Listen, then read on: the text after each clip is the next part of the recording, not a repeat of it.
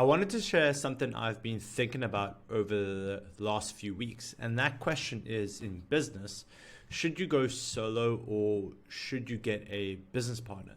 And the reason I started thinking about this is because a friend told me a story and it made me think very differently about the situation. A bit of context is I have been doing my own thing for a long time. I'm a South African freelancer, automation consultant, whatever label you want to apply.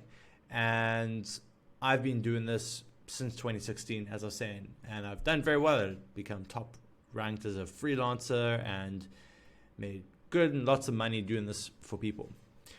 But a friend was telling me a story, and my friend runs a marketing agency and he doesn't run it on his own. He's got actually two partners, so there's three of them. And as far as I know, they equally split the ownership of the business. So 33%, 33%, 33% versus me, who owns 100% of what I'm doing.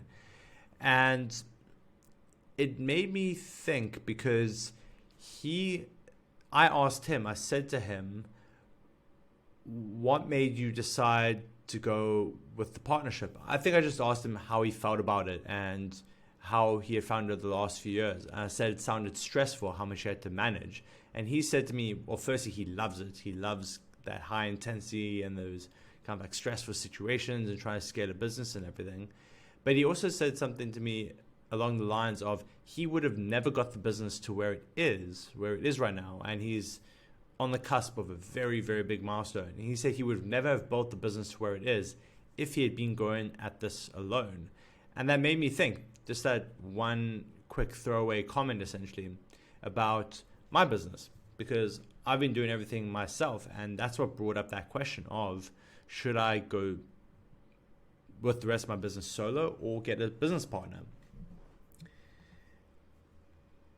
And I started thinking through the pros and cons of it, because there is a bit of a highlight at the end that I'll talk about, and kind of what also made me want to create this video, in that if you go solo, obviously, firstly, you own 100% of the business. So whatever you make in the business, you own.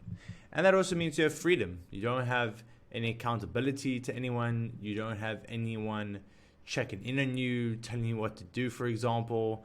And you can also change the business however you like. Like you can flip and flop on your offer and your messaging and the people you want to work with. And you can kind of do whatever you want because you have no accountability to anyone.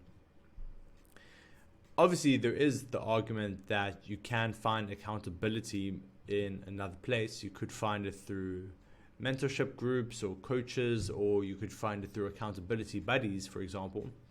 But I've found that it's not always quite the same level of actual accountability. And obviously, if you do everything yourself in your business, you would be hiring contractors. You would still be hiring contractors or freelancers, but you still own 100% of the business. But then again, they're not like they're partners. If you hire people to be your contractors, your freelancers, they're just there to do their job, get paid, and kind of get out. And also, you have to pay them, obviously. And all of these things, in my opinion, can be flipped for the negatives as well. Well, most of these. The fact that you can flip and flop on your offer, you can change, you can kind of do whatever you want in the business. You could be hurting the business by having such complete freedom and no accountability to someone. For example, you might find that the business is going a little bit difficult, and then you just kind of want to change, like, I'm kind of over it, and you change. And you can do that if you run the business yourself. And even if you ask your friends, or you ask your coach or your mentor or an accountability buddy, it depends what type of friends or relationships you have, but they'll maybe push back a little bit and like, hey, have you thought through this properly, and are you sure this is what you want to do? And then they will probably just give up at some point because they aren't that tied to they aren't that invested in the process potentially. So those were some pros and cons that came to mind of doing it solo. Now, if I thought about what happens if you get a business partner, so obviously you're not going to own 100% of the business now. You're going to own maybe 50% of it, or if you do what my friend does, you maybe own 33% of it, or it might be 60-40, who knows. There's obviously big benefits to having a business partner in that if you don't have certain skills, you can find a business partner who has those opposite skills where you're missing out. For example, if you're very good at implementation, you like the details, but you're not very good with marketing and sales, and you really find yourself struggling to do that, then get a business partner who has those skills, and maybe they don't have the implementation skills. That's a nice partnership. You guys complete the picture of what's needed in that case. So if you balance each other's skills out, that's a great thing. Also, as I was saying, when say the going gets tough, or you thinking about changing direction quite significantly, you're going to have someone who's actually invested in this process. You have someone who actually wants to see this thing succeed. Your friends obviously want to see you succeed, but they, after a while, like I said, maybe they're just like, whatever, he's going to do what he wants to do. But if it's your partner, they're going to push back. They'll be like, hey, look, I mean, things are tough right now, but we need to keep on the track. Like, we know what we want to do. It still makes logical sense, this plan. Like, let's stick to it type of thing. So that's a big thing, is actual real accountability. And I've got a story for myself about this that I'm going to tell after the next slide or two.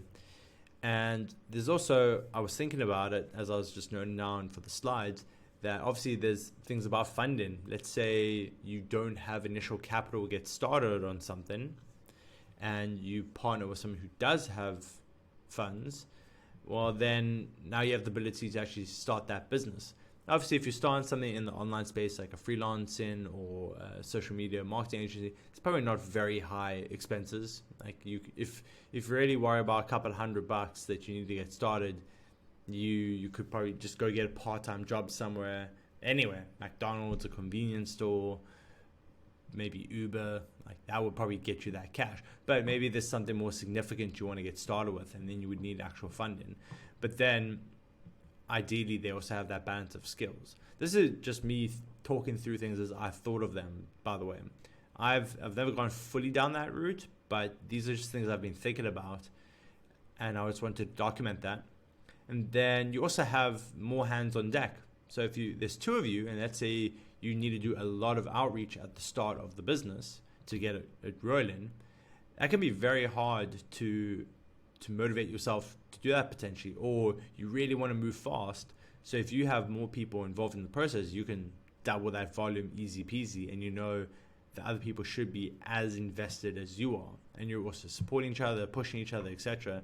Versus if you just hire a virtual assistant or just someone to kind of click some buttons, they might not be as invested in that process and willing to try things, and maybe they're not bringing valuable insights and saying like, hey, why don't we try this and that type of thing.